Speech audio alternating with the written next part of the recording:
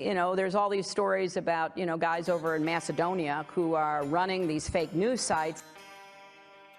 Number 24 is Content Farms in Macedonia. Бидејќи ако се направи грешка, таа ќе биде кобна. Нема враќање назад.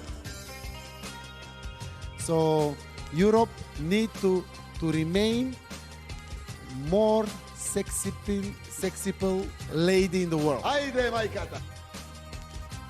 Господа ја чува Македонија и низините граѓани. The long-awaited results from last year's census were released on March 30, and predictably, there was confusion, finger-pointing, anger, and blame dished out on all sides with the changes in numbers all around. Only one number is not in dispute, and that is that Macedonia now has 1,836,713 citizens, down from a little over 2 million in 2002. And the one thing that everybody can agree on when analyzing that number is that Macedonia is losing citizens, no matter what ethnicity, as they flee the country. As a percentage of residents in Macedonia, Macedonians make up about 58% of the population, and ethnic Albanians make up about 24%. But then those numbers are questionable, as a total of 132,260 residents were not counted, at least officially, in the census, due to the boycott and for other reasons. And if the majority of those 132,000 are ethnic Macedonians, and they most likely are, then the percentage of Macedonians is much higher. As for the other ethnic minorities in Macedonia, those numbers include 3.86% as Turks, 2.53% as Roma, 0.047% as Vlachs, 1.3% as Serbs, and 0.087% as Bosniaks and others. And, as for those others, a grand total of 3,504. That's 3,504 residents of Macedonia declared themselves as Bulgarians. The Macedonian Content Farmers would like to note that we have attended rock and roll concerts with more people than that. And this very small number of self-declared Bulgarians has apparently made Bulgarian President Rumen Radev very mad. We'll discuss all of this and more on this episode of the Macedonian Content Farmers Podcast. I'm Jason Miko, coming to you from the foot of the Catalina Mountains in Oro Valley, Arizona. And this is Cvetin and Jason in Skopje, in the rich ethnic tapestry that is Macedonia. Well, it's always been a rich ethnic tapestry, and that's one of Macedonia's beautiful selling points, I think. But, of course, the majority of Macedonian citizens, residents, are ethnic Macedonians, and because it is the homeland of Macedonia. Not for long. Well, another census like this and we're done. Well, you know what? I just completed a new column, new article that'll come out on Monday, and the last line is basically this: it is entirely up to the Macedonians to decide their own fate, and no other country is going to come in and save you. No other country is going to come in and help you. It's entirely up to the Macedonians to decide what their fate is. And so, anyway, we'll have a long discussion on that. But for right now, let's talk about that census. So, as I see from today's news, so yesterday, we're recording this on April 1st. This is not an April Fool's joke, but we are recording this on April 1st, Friday. This will probably drop on Saturday. And this is episode 135 of the Macedonian Content Farmers Podcast. But yesterday, March 31st, when I started looking at those numbers, I saw that, of course, the Macedonians were angry. Vomerodopamene was angry. I saw that Besa, the ethnic Albanians, were angry. I saw that the Bosniaks were angry. Today I see that the Serbs are angry. The Macedonian Orthodox Church is angry. The Bulgarians, of course, are always angry. The only people that aren't angry, apparently, so far, are the Citizen Mendui, the leading ruling parties that have governed Macedonia for the past 5 years. So, any other angry people you'd like to add to that since I looked at the news? Thank you, covered it. Only Dewey is actually openly happy, and the SDSM are insisting that it was technically well done. We had to do it eventually, and the boycotters are at fault for all the disaster that's happening. But I mean, listen, objectively looking at the numbers, it's a big mess. It's a huge mess. It's a disaster. You can't spin it any other way. Right.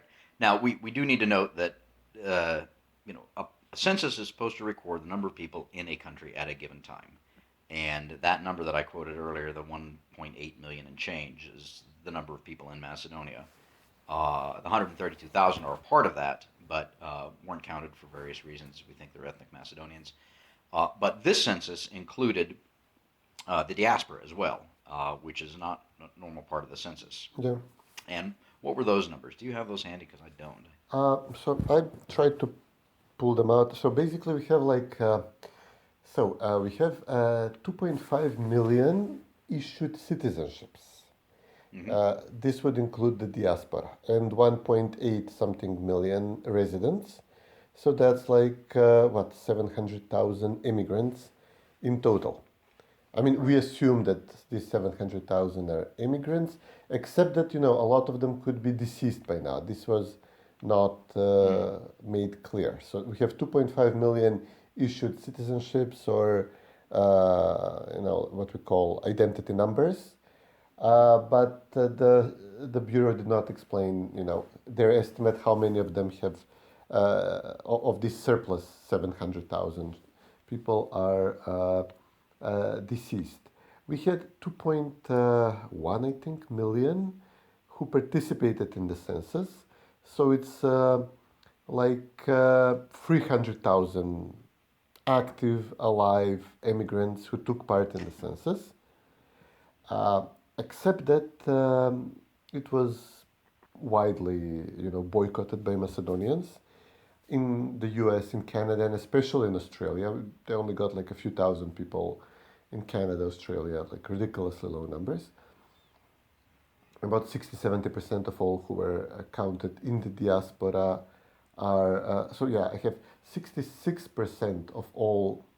The diaspora people, those who were registered online, 260,000, a little under 260,000. So 1.8 million in the country and 260 abroad. We get to about 2.1. Of them, 66% said they're Albanians and 4% Turks, while Macedonians only 25%, only a quarter of these 260,000 who were actively registered in the diaspora over an easy-to-do online application are ethnic Macedonians, and this is, BS. I mean, this is impossible. Right. We are missing here few hundred thousand ethnic Macedonians who practically said, F it, I'm not participating in this. That's a fake country. I don't want to get involved in this with this government. The government is imposing the census. The U.S. Embassy is telling us we have to do a census. Well, I'm not doing it just because.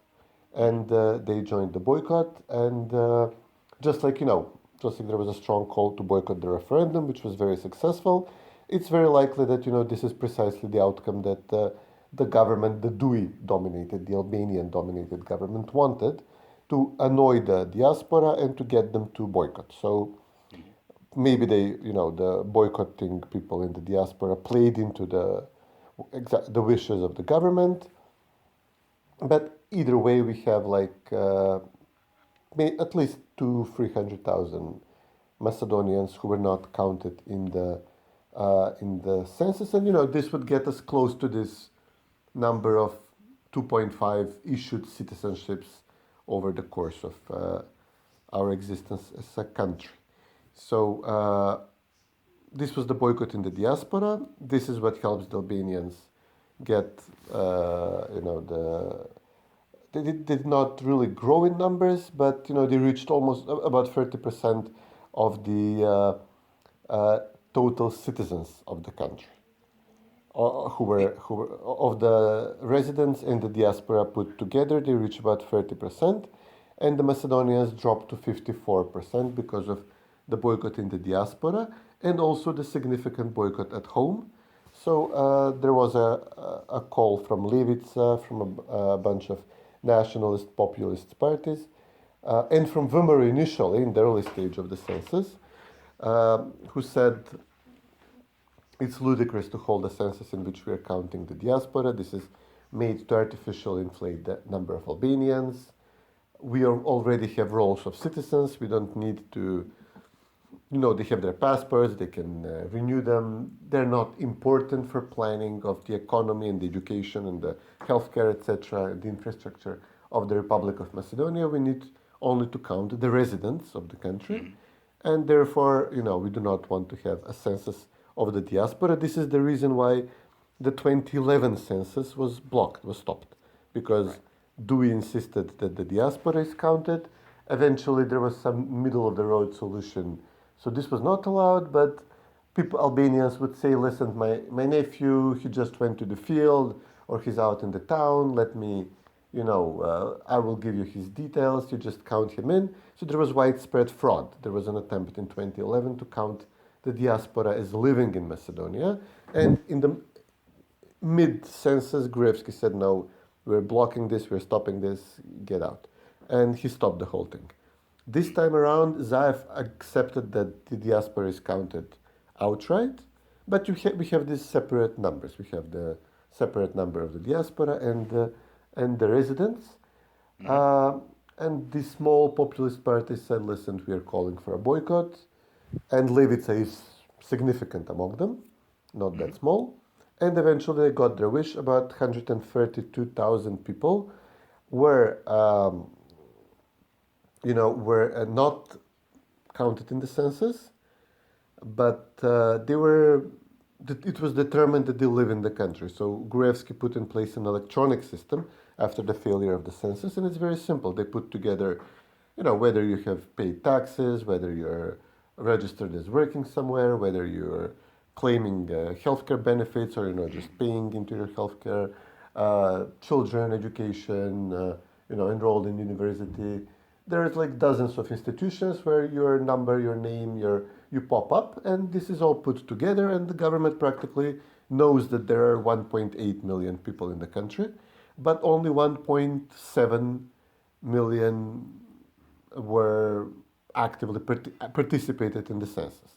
So there was 132,000 boycotters inside the country on top of several 100,000 ethnic Macedonians in the diaspora, and it's assumed, given the municipalities where the boycott took place, there's like 5,000 in Aerodrom, 5,000 in Karpoš. These are ethnically Macedonian parts of the country, 6,000 in Strumica, etc.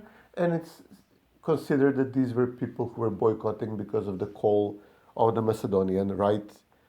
And it was also taking part during the strong wave of the corona.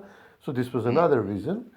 And practically we are 130,000 Macedonians short, which means that the numbers of residents, so we have like 54-30 division Macedonians, Albanians, in the total number of citizens who participated in the census. In the country, the number is 58 to 25, 24 point something, 25. So of the residents, if we add this 132,000 to the Macedonian count, Macedonians would get to 63%, Albanians would remain at 25%. So we practically have the same numbers from the 2002 census replicated. Again, the division was 63-25. Practically to the percentage point, we have the same results from the 2002 census, except that we've dropped from about 2 million then to 1.8 million now. So 200,000 people left the country over 20 years, and their share is such that we assume that they're practically same proportion of Macedonians and Albanians and others as we are in the country. So the ratio, the balance, the very important ethnic balance in the country has practically remained the same. But because of the boycott, the Albanians now have the talking point that, listen, we reached 30% of overall population, and the Macedonians are collapsing, and they're about to go below 50%. In the next census, they will not even be a majority. They will not be over 50%. So this is the political fallout of the whole operation. Well, that's a great analysis, and thank you. Hope the listeners were writing all the numbers down. Exactly. Yes. I should put them in the video. course, Ali Ahmeti's talking point is that the ethnic Albanians of Macedonia are now 30%, so therefore the rest of the Macedonians in Macedonia should actually leave the country and just hand over the keys to Ali Ahmeti and his cronies in Dewey. Well, yeah, so that's one of the again going back to the top line issue or point in the monologue that I mentioned, that everybody agrees that people are leaving, and I think that's not in dispute, which is not good for the country. As you were talking, I was looking through my tweets here. I saw a tweet by a PhD student the other day that had delved a little more deeply into this, and it had nothing to do with ethnicity. It was an interesting point on the number of working people counted in the census versus retirees. Yeah. Sorry? Christian's comment, yeah. Yeah. So which is not good. You need more working people to support the retired people. Same thing going on here in the United States. Same thing going on in every developed Western capitalist country. That as we humans live longer due to technology and other things, and retire at the various retirement ages set by governments around the world. We need more working people to pay into the system to take care of the retirees, and that number is decreasing in Macedonia, like everywhere else, unfortunately. So that does not that's not good news for the future. So between those two things, well, let's look again at the ethnicity. And I mentioned the finger pointing, etc. So the Serbs, I see, say that they're going to count their own people in the fall. I saw Miskolski said Vomero when they come to power, they're going to organize a new census. I don't know how you do that. I don't know if it's even possible. You may just have to wait until 2030 to conduct another census to get an accurate number. But the problem is going to remain no matter when the next census is conducted, whether it is in 2023 or 2030 or 2031. And that is, if you have got, of course, Ali Ahmeti might be dead by 2030. We can hope so. But if you've got people like him in power from the ethnic Albanian side, he and people like him are going to continue to insist on this counting of the diaspora and everything else, which is not the way you conduct a census. And so I'm not sure how you're going to overcome that. That's for you guys to figure out. You can ask your friends for help on that, but not the U.S. Embassy and not the EU embassies, because they will not help you on that. What did Levica say besides this is an illegitimate census? Did they say anything about future census or anything like that? I mean, they're in a tight spot. They are calling on Vomero to declare the results invalid, and this is a significant enough boycott in the diaspora and at home that they have a point, and they have practically shown they have maybe a voting bloc for the future elections. So that's their benefit. But on the other side, they're getting a lot of flack from pretty dishonest, I would have to say, people close to SDSM, Vasqueftov, who say, well, look at what Levica did. We were about to defeat, Ahmeti. We would have shown that, there's basically no increase in the number of Albanians in Macedonia, even though he insists that due to their, Albanians really have a higher fertility rate. And we haven't even seen these numbers broken down by, these people took 6 months almost to compile the numbers, which just adds to the suspicion of fraud. So that at least they could have come out with, age breakdown or a fertility breakdown of the by population.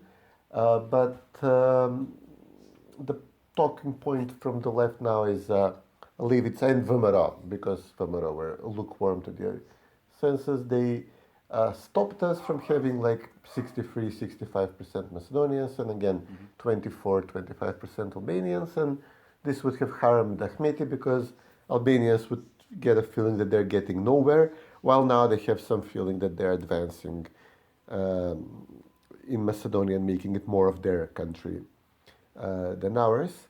Vomero had a point, since it took months to compile all these numbers. They say, listen, and they were using electronic databases. They say there is, at least in one institution in the Interior Ministry, when you apply for an identity card, you're asked for ethnicity. So this could have easily been, since we're adding these 132,000 people with every other of their data points like age and income and whatever, we could have easily added them their ethnicity from this application for identity cards.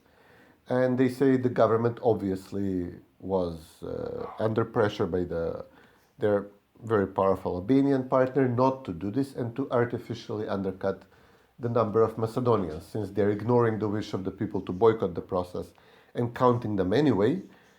Okay, at least you use this one extra data point, which is very important for the political balance of power for elections and so on. So they obviously did not want to do this. There was another huge blunder in the census. So the census board institution, which is run by an SDSM crony who was very aggressive, in annoying everybody on the right, threatening them with fines if you boycott. We just made the people say, okay, fine, I'm going to boycott just because. He says this is like an intimate thing. We cannot force anybody to. We cannot just assume somebody's identity. They might have changed their ethnic identity since applying in the Interior Ministry for their identity card. And they instructed the census takers to accept for religion a response of both Christian and Orthodox as two separate entries. And they did not do this for the Muslims, for Sunni and Muslim. So as a result, we have 850,000 people who said they're Orthodox, and this is 46% of the population, which does not make sense because Macedonians are Orthodox and we are, 54%, 58%, or, realistically 63, 65%. And then there is another entry of 13%, additional 13% or 250,000 additional people who said they're just Christian. So when the canvassers would come to your house, if you said Christian, the director of this institution said, we instructed them not to follow up with a question, okay, but are you Catholic, Christian, Orthodox, la la la. So they counted them separately. So now it appears that we have only 46% Christians, Orthodox Christians, and then closely followed by 32% of Muslims, and then some 13% of unidentifiable other type of Christians. So this is a major deliberate error in the census, because the Muslims are not asked, are you Sunni, Bektashi? So maybe somebody there would have made a mistake and said, okay, I'm a separate entry for Muslims and a separate entry for Sunnis, right? Because even though 90% of Muslims here are Sunni, 95 maybe. So this is another point where we're seeing deliberately undermining the percentage of Orthodox Christian Macedonians as a majority in the country. In this case, we're even under 50%, which again emboldens Albanian nationalism. And immediately, the day after the census, all the Albanian parties issued separate statements with the same message. We need to amend the constitution, which after the war in 2001 and the Ohrid Treaty says we have the Macedonian language as official, and then another language in official use would be the language spoken by at least 20% of the population. So this was done deliberately, not to make Macedonia a binational Macedonian/Albanian country, but not to mention the Albanians in this category as a second official language, but to keep the Macedonian language as a unifying lingua franca spoken by 90% of the country. So now they say erase the 20% designation and replace it with Albanian language. So our numbers in the country, confirm this, and we deserve this.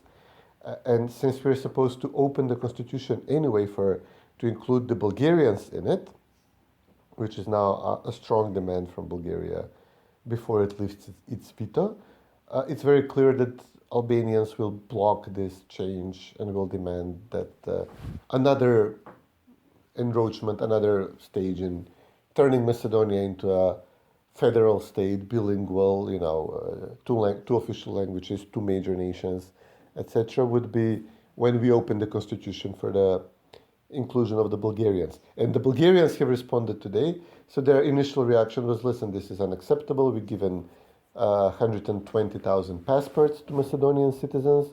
Even if all of them have emigrated in the diaspora in Germany, even if none of them still lives in Macedonia, we expect them to be reflected in the census. And if they're not, if there's only 3,500 Bulgarians in Macedonia, this means that you're intimidating them, that they cannot freely express their Bulgarian identity, and this is all the more reason for us to block the country. And there was another statement, there was musing by the Bulgarian Foreign Ministry. Well, if 132,000 people who live in the country are boycotting and did not express their identity, well, we say that they're intimidated, that our Bulgarians are intimidated, so maybe these are our missing Bulgarian citizenships. And this is now, so basically they're saying that by the boycott called for by Levica confirms that there is a very oppressed and very large population of Bulgarians in Macedonia. Once we begin weakening the Macedonia as a Macedonian nation state and the Macedonians as the main dominant largest ethnic community in the country, we obviously have enroachment from all sides. Once you display weakness, everybody's jumping on you, which is very predictable. Well, absolutely. And actually 2 points on that. I think it was maybe a year and a half, 2 years ago, I wrote a column. I think the title was Identity as National Security, which is why it's so important for the Macedonian identity to be not just protected, but bolstered. Because a weak identity invites, weakness, which invites neighbors to take a bite out of you, literally or figuratively. Probably not literally, but figuratively when it comes to things like what you mentioned, making Macedonia a federal state, divided in two, so to speak, a binational state, getting the Bulgarians to take their chunk, etc. That's the first point. The second point is that, and this is also in my column, which I'm going to put out, I think, on Monday, and that is this. And let me just try and say this as gently as possible. I think a lot of times, and I've been involved with and observing and trying to love on Macedonia and Macedonians for 26 years now, Macedonians tend to look at themselves and look at all the woes that have befallen Macedonia and say, well, we're victims. There's nothing we can do about it, which you might be victims in some cases, but other times Macedonians, especially Macedonia's leaders, make really stupid mistakes. And I know this because Macedonians tell me this. And so, but playing the victim card all the time, whether it's somebody else's fault or your own fault, also invites weakness, and it projects weakness. And none of that is good. I mean, the simple solution, well, simple to say, not easy to implement, is for Citizen to get with the program and say, we don't care what Ali Ahmeti and Dewey want because it's against the interests of the state. We're going to join with Vomero and say no to this and no to that. No to Ali Ahmeti and no to Bulgaria, and Rumen Radev, etc., and no to whoever it is that threatens the Macedonian identity in the Macedonian state. Do I expect them to do that? Not the leadership, but the rank and file? It is perfectly within their ability to do so. They have agency as individuals, as human beings. They can do that. Whether or not they will is another question. And Vomero has got to convince them, not just Vomero, but anybody who cares. I mean, who was it? Pavle Trajanov of the DS party, who was a coalition member with Citizen, was also, I forgot to include him in the list of people who were upset by the census. All of these smaller coalition parties that belong to Citizen and the ruling coalition, that are Macedonians, ethnic Macedonians, they can all stand up and say, this is not right. We're going to say no to this anymore. Now, of course, there are consequences. Maybe Bulgaria keeps its veto on you. Maybe Kate comes down from her high holy seat on Kale and gives you a lecture. Maybe the EU ambassador, David Greer, I think is his name, gives you a lecture, etc. Well, okay, so what? you only have one Macedonia, and it needs to be protected and nourished and cherished. And there are ways to do that, even as you face all of these issues and problems. And I've written about them many, many times, starting with education. We can talk about that later. There are ways to, even now, as you're under attack from these various sectors, these various people, these various countries, these various ideas and ideologies, there are ways to protect, especially the children, because that's what it's all about. You've got to raise up this new generation with a Macedonian identity and understanding the Macedonian history and the language, et cetera, et cetera. So I'm going on a rant, and I'm not exactly sure where I'm going with that.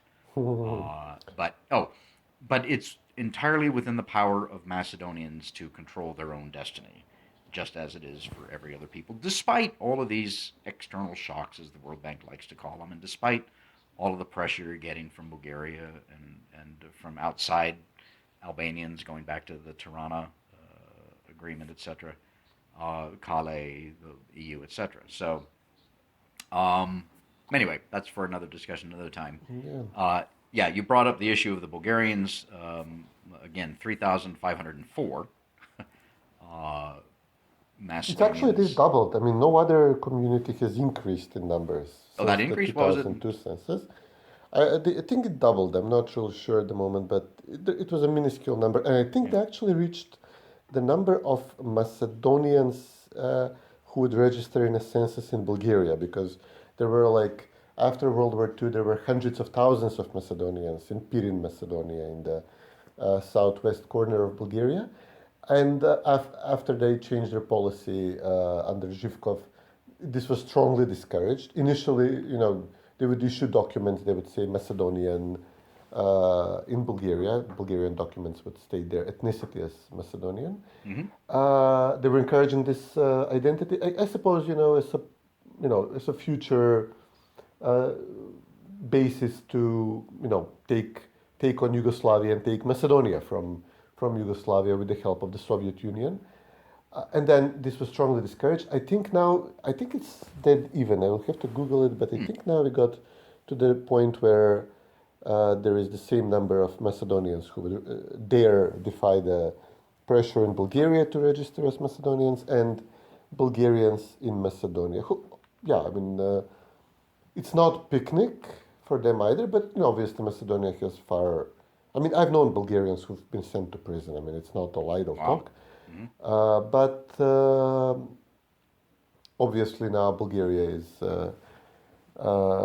and just today there were the talks on the medieval period of history are supposed to have ended on Tsar Samuel. The focus is on Tsar Samuel.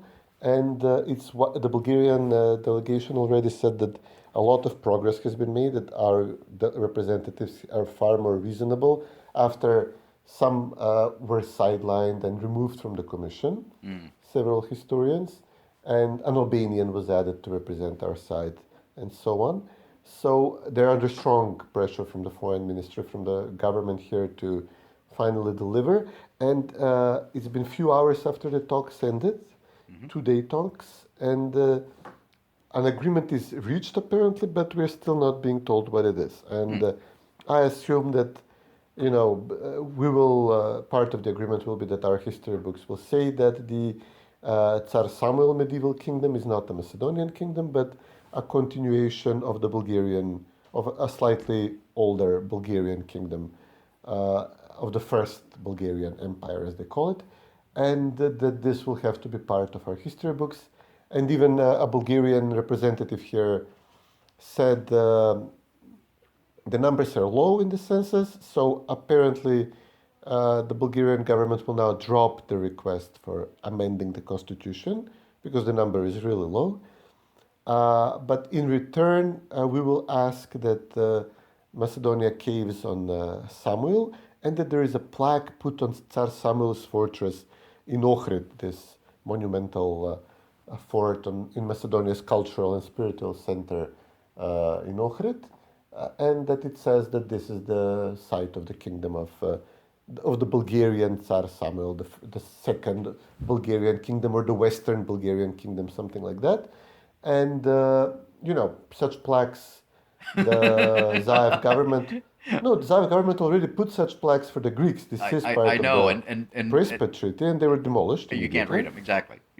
Yeah, and probably we'll see, if this is the idea, and they said, okay, and the compromise, and apparently after this is done, we expect that Petkov will lift the veto in June.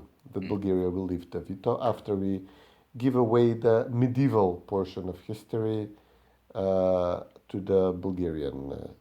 But you still have Gotse Delchev to talk about. So that's for later. Okay, yes. There's what 32 chapters of the EU acquis, that's how you pronounce it. So Bulgaria can veto the start of each chapter or the close of each chapter. So that's 60 some odd times to veto Macedonia. I mean, the whole thing is a farce. Let's be honest. I mean, I think we all know that the whole thing is a farce. The EU, despite we'll tiptoe here into Ukraine, despite what's going on in Ukraine and the solidarity that the EU is exhibiting right now, 6 weeks into the war there, I am still of the opinion that the EU is a doomed project in the long run. Of course, as John Maynard Keynes said, in the long run, we're all dead. So it's not something that is going to be beneficial to Macedonia or the other countries in the long run, because at some point it's going to either cease to exist or it's going to morph into something else. I don't know. So that's another discussion for another time. But you can't have well, obviously you can have, actually, I should say, because Greece has proven it. You can have countries that are blocking other countries for petty little things like this that have nothing to do with what the core EU's core quote unquote values are. So, all right. Well, we'll wait to see what the historians come up with.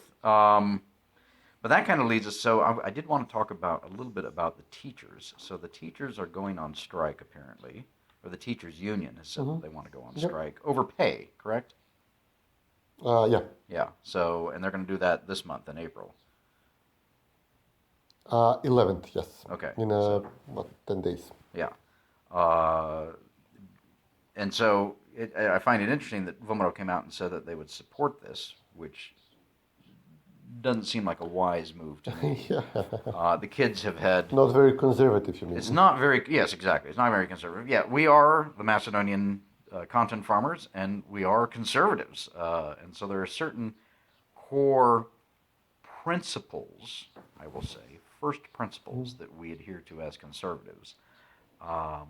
And one of those is that the importance of children to a nation, to a people. And maybe the teachers are right. Maybe they're not getting the pay that they need. I don't know. I haven't delved into it that deeply. But given everything that Macedonia's children have experienced over the last 2 years, with mostly online education, and then this last semester, and of course now a combination hybrid, etc., the last thing they need is to be sent back home or to have substitute teachers come in, and education will be spotty, etc. There's got to be a way to work this out, but I don't think Vomero's making a wise move on this.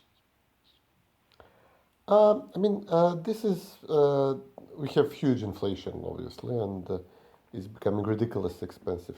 Everything is. So the Kovacevsky government was doing some populism. They hiked the minimum wage, and they were happy for a few days. They were presenting this as a major success for them, that they're forcing private businesses to pay 300 euros a month minimum wage now.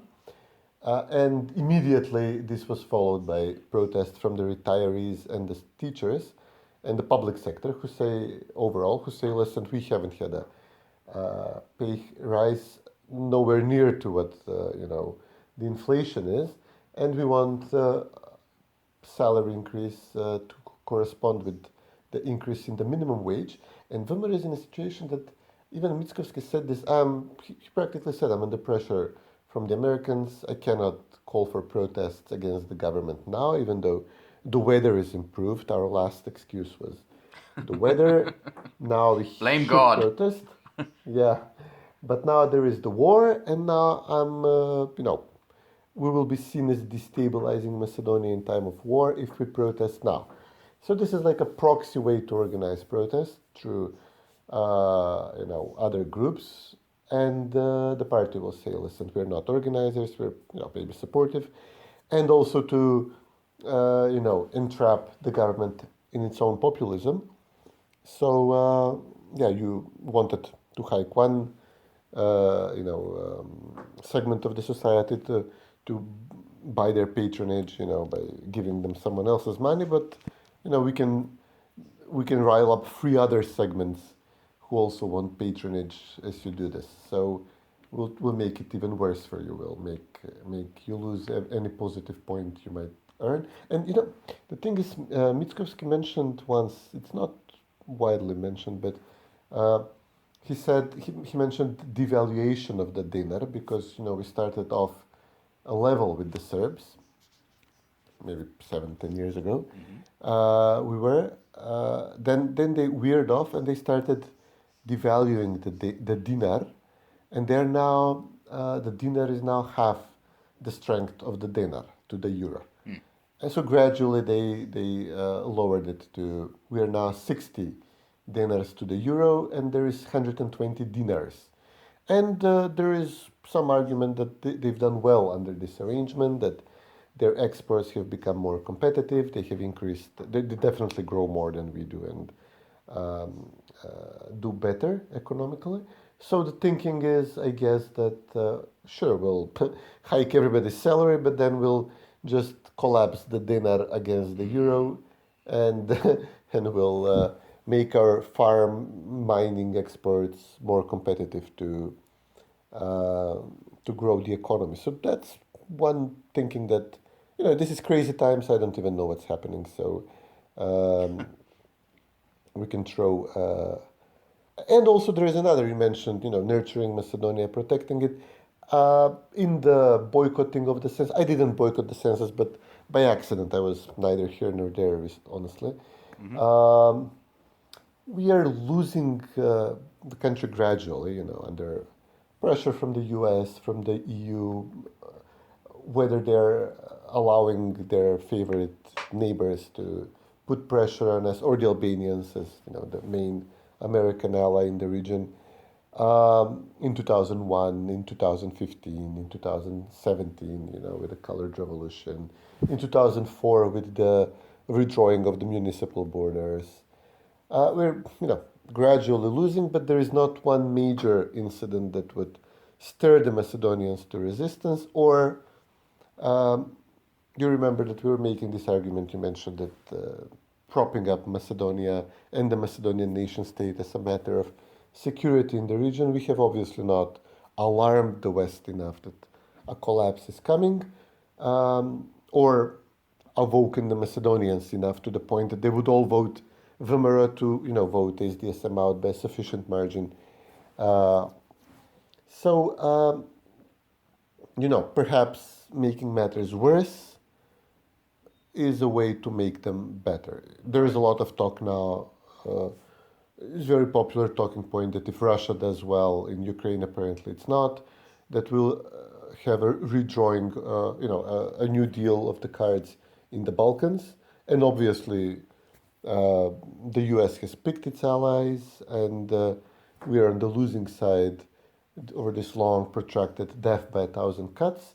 So maybe some people are hoping for this Deus ex machina, exit, and others are just saying, and I subscribe to this last option, that we should make matters worse in the country.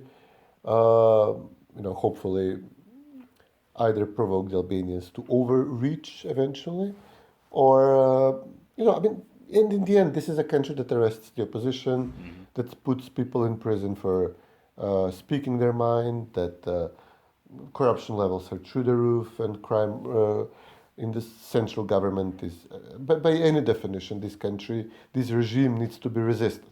Right. Now, whether it's just a small thing as boycotting a census, or obviously the referendum, parking your money outside of the country and, taking up a Bulgarian passport, or just leaving altogether, any type of resistance against the country is any. up to, and I would say even including armed resistance, especially on the part of people who have been wronged so badly. I could name names that I wouldn't hold it against them if they, went postal tomorrow. So it's not. We should stir things up. Otherwise, it's a steady decline.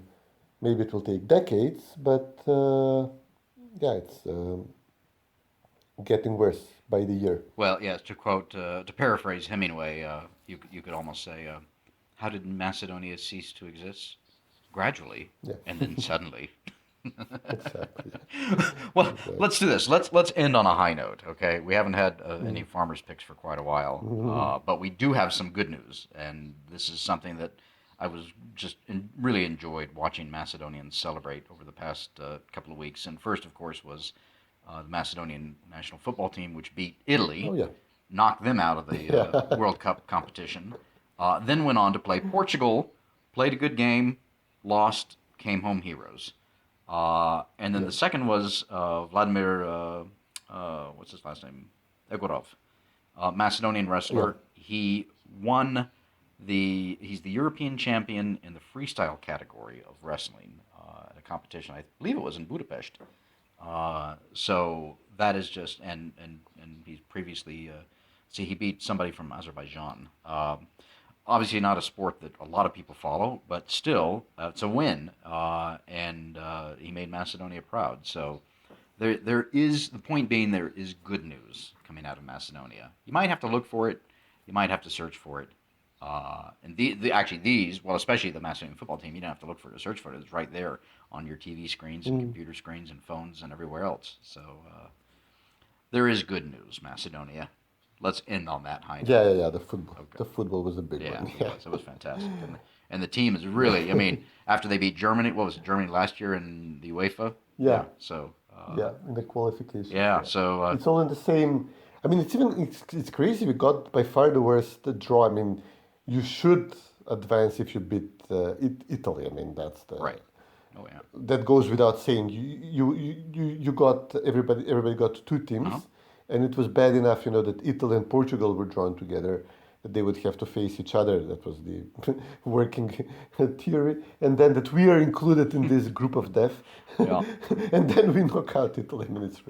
It's ridiculous. Yeah. The reigning European champions. Yeah.